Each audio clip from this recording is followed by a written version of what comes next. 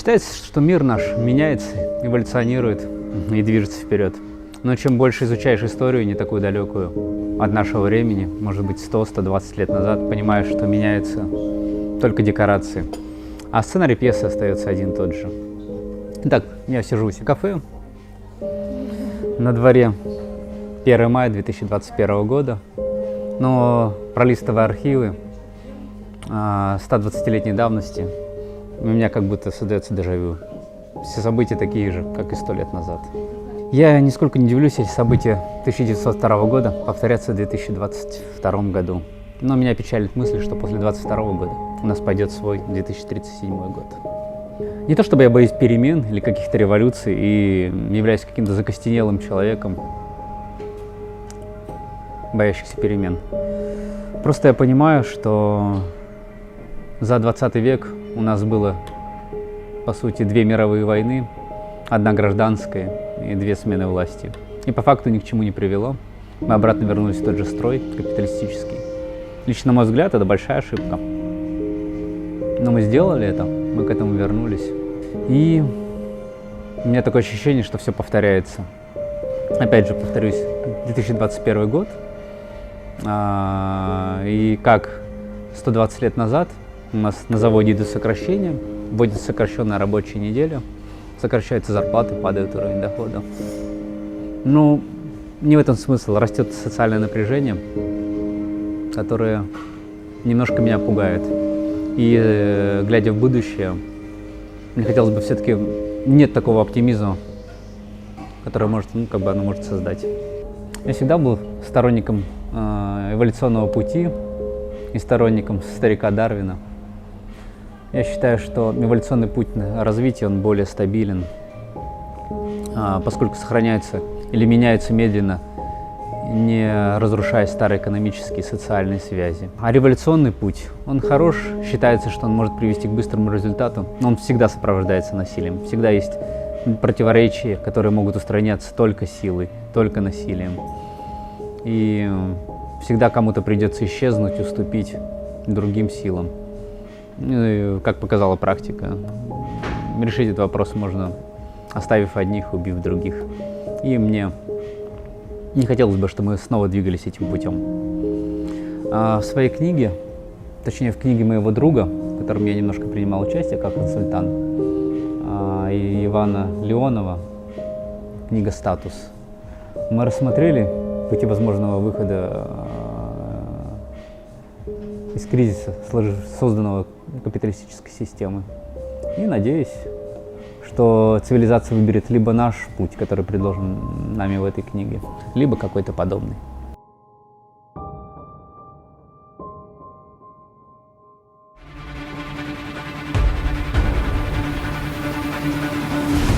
В XIX веке Воткинский завод – одно из передовых предприятий в России. В нем выпускаются морские и речные суда, паровозы, якоря, железо и также продукция оборонного и военного назначения. Воткинские мастеровые, они считаются самыми зажиточными по России. Некоторые из них имеют каменные дома, пасеки, земельные наделы. На этом фоне будет интересно рассмотреть хронологию мартовских событий 1902 года. Забастовка на Воткинском заводе стала самой крупной на Урале, и о ней опубликовала самая известная революционная газета «Искра».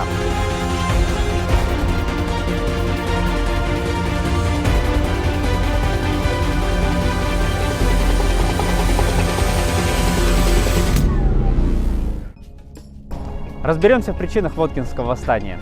На первый взгляд их было 3. Первое – это мировое сокращение железа и мировой кризис, повлекший сокращение заказов на заводе, а также приведший к массовому сокращению. Вторая причина – это неурожай 1901 года. И третья главная причина – неумелые действия заводского руководства в лице Павла Аркадьевича Трояна. Троян Павел Аркадьевич родился в 1853 году. Окончил Санкт-Петербургский горный институт в 1877 году. Горный инженер. Награжден орденами Святого Станислава III степени в 1883 году. Святой Анны III степени в 1889 году. Святого Станислава II степени в 1896 году. действительный статский советник в 1901 году. В 1877 году направлен в Златоустовский горный округ, смотритель Кусинского завода. С 1880 управитель Артинского завода. С 1881 помощник управителя. С 1882 года управитель Златоустского завода, князя Михайловской фабрики. В 1889 году командирован на оружейные заводы Австрии и Германии для изучения способов изготовления, испытания и приемки холодного оружия. В 1893 году отправлен в США для знакомства с новинками в металлургическом деле. В 1895 году, в 1897 году помощник главного начальника Уральских заводов. С 1897 году горный начальник Камско-Воткинского горного округа. Организовал модернизацию заводского округа, улучшил производство паровозов, земледельческих орудий и коммерческую деятельность округа. Как пишут очевидцы, при своем высоком статусе и образовании Троян к подчиненным относился с пренебрежением. На заводе процветало рукоприкладство. Он показывал демонстративное пренебрежение к рабочим. Ну, например, он мог попросить у рабочего спички, демонстративно бросить их на землю, заставив рабочего наклониться, подбирать их с земли. При первом посещении завода, увидев, что рабочие ходят в сапогах, он воскликнул: «Да я заставлю вас ходить в лаптях».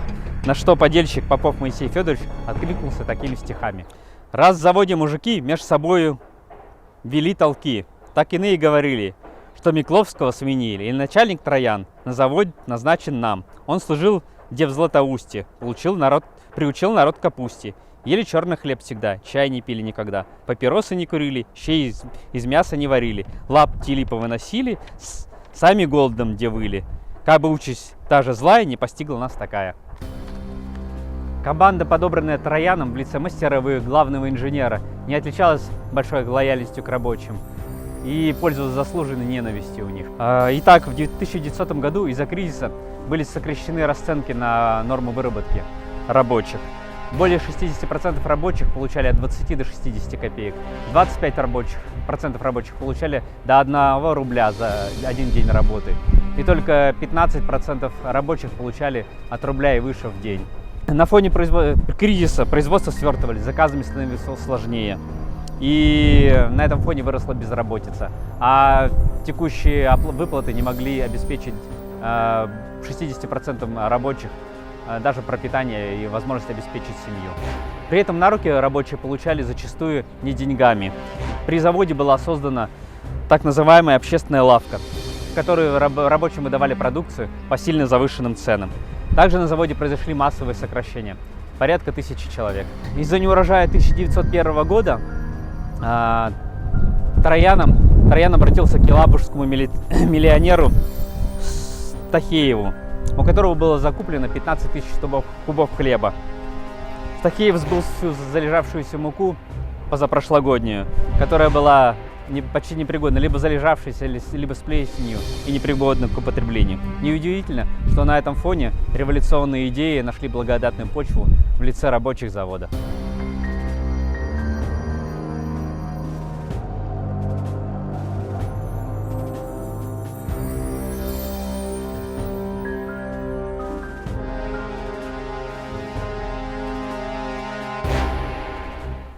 Итак, сейчас мы с вами находимся на современной улице Свердлова. В прошлом эта улица называлась Михеева. Именно здесь сохранился дом, где в свое время располагалась конспиративная квартира, где собирались первые воткинские партийные деятели. Это молодежь была, социал-демократы. Это была квартира Барышниковых. Это был большой, очень обустроенный, пятистенный дом на 5 окон, где как раз уже в 1901 году проходили первые нелегальные собрания.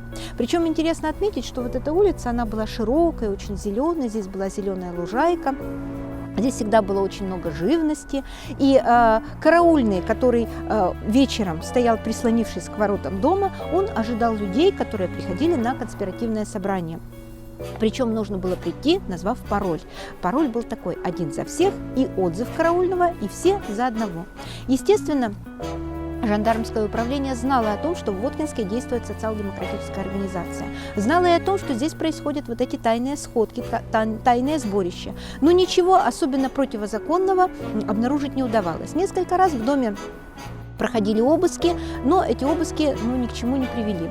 Причем следует отметить, что нелегальная литература на Воткинский завод поступала из нескольких источников. Из города Сарапула, это уездный город, и либо из Казани.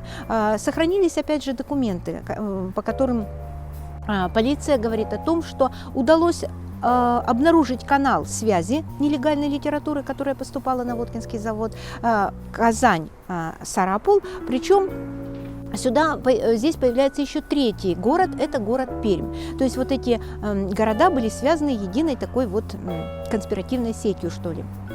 Надо отметить, что ребята, которые собирались здесь на квартире, собирались под покровом ночи. Причем собрания эти зимой проходили в самом доме, а летом в хорошую погоду и осенью, природа Воткинска располагает к этому, они проходили за городом.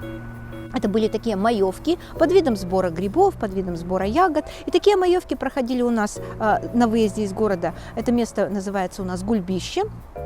Там всегда было много народу, там всегда было много гуляний. И, естественно, молодежь, которая туда приходила, смотрелась вполне себе так вот нормально. Кроме того, некоторые собрания проходили и на старом Нагорном кладбище.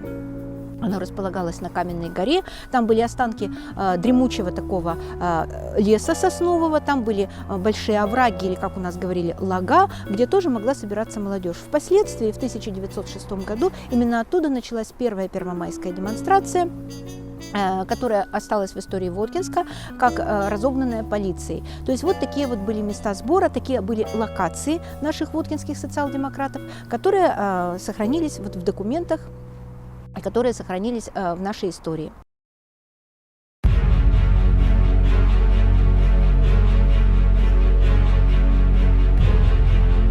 В марте 1902 года, получив информацию восставшими о скором отъезде директора завода в город Санкт-Петербург в длительную командировку, было принято решение о начале восстания 21 марта 1902 года. Рано утром, в 7 часов утра, рабочие собрались у главной проходной из завода. Развернув красное знамя, колонна двинулась к дому Трояна. Прибыв на место, они его вытащили из дома. Не оценив сложность ситуации и сложность обстановки, Троян по привычке своей крикнул на толпу, надеясь, что его окрик осадит протестующих и толпа разойдется. Но это послужило только раззадорить толпу. Трояна скрутили и повели вдоль плотины к центральной площади. По пути городничий с револьвером попытался остановить толпу. Был сильно избит и выброшен в канаву. Трояна на центральной площади поместили на табурет. И толпа послала за земским начальником Кудрявцем, который, испугавшись, скрылся из города. Был организован скорый суд, и в процессе суда Трояну кидали хлеб. Кто-то сбил табурет под Трояном, он сильно упал и ушибся. Но при этом надо отдать должное, что толпа вела себя более-менее организованно, не допустила разграбления царского имущества, не был попорчен телеграф, было выставлено охранение у казначейства. Но тем не менее, народ позволил выпустить свой гнев над руководством города. Был, например, сильно избит земский врач Спасский. На его просьбу умыть лицо от крови народ измазал его в навозе со словами: «Вот этим самым ты нас и лечил». Также сильно пострадал лесничий Салин. Салину выбили зубы, сломали ребра. Всех троих выставили рядом с Трояном и учинили суд. Главным председателем суда был выбран Зосман. Зосман зачитал требования рабочих, которые были выдвинуты Трояну, и где-то к ночи, после долгого обсуждения, были приняты и подписаны все требования рабочих. После этого Троян глубоко ночью был отпущен.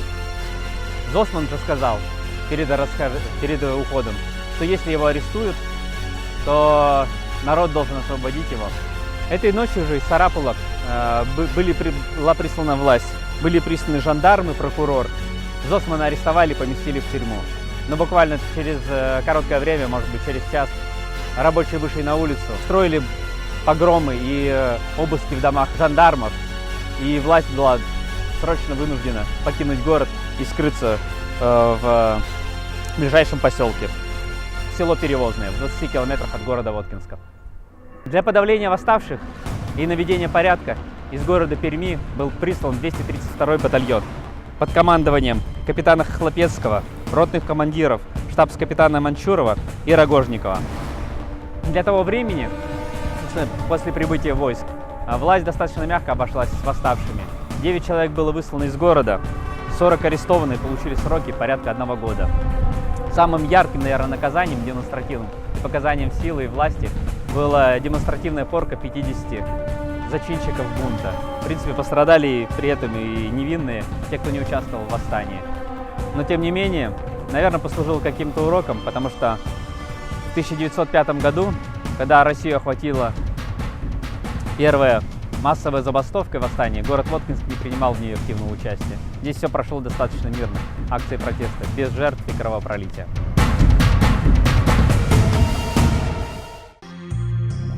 На мне сейчас мундир младшего унтер-офицера 232-го резервного Ирбитского батальона, который входил в состав 58-й бригады и принимал участие в подавлении забастовки воткинских рабочих.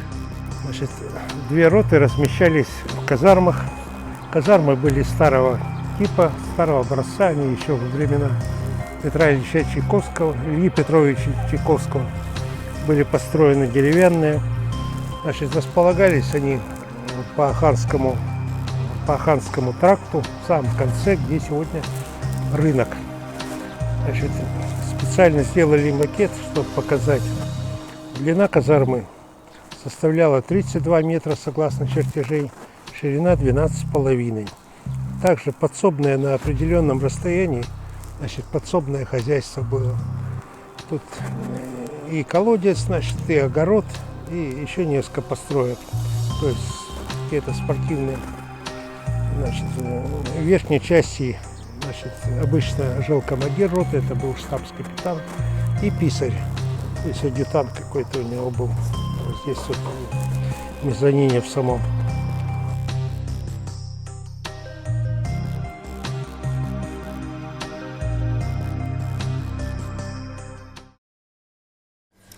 Спустя 15 лет после мартовских событий 1902 года история повернется совсем по-другому.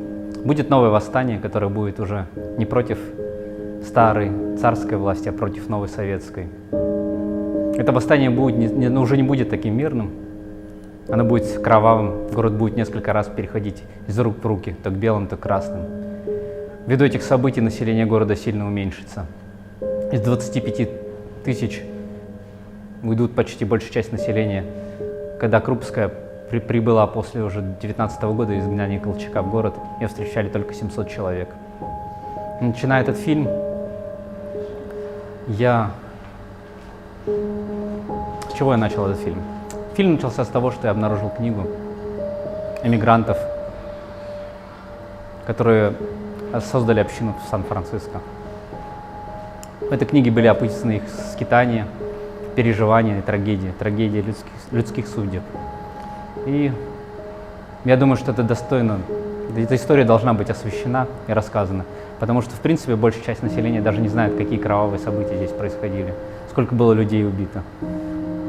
Появились понятия, как баржа смерти, враг народа, именем революции. Сколько идеалистов пролили кровь и винных, и невинных людей. Вот. Я, изучая историю, всегда считал, что все основные события, самые кровавые, происходят, наверное, ближе к границам, на юге. Например, я хорошо изучал историю Крыма. Крым просто покрыт, каждый метр, наверное, этой земли покрыт кровью русского солдата или русских людей. И для меня было узнать большим шоком или удивлением, что на Урале, здесь, в глубинке, вдалеке от всех событий, развернулись такие страсти, такое восстание, сражения. И это, в принципе, замалчивалось, и по понятным теперь для меня причинам замалчивалось, потому что считалось, что советская власть сюда пришла, и она была поддержана идейными же ее жителями, потому что здесь в основном преобладало рабоче-крестьянское население. Но по факту оно не приняло, оно создало самое, наверное, жесткое сопротивление на Урале. Сюда приходил Колчак, и местные жители своими силами освобождали, удерживали город. Я эту историю буду продолжать и раскрою все подробные события уже в следующих своих одном или двух фильмах.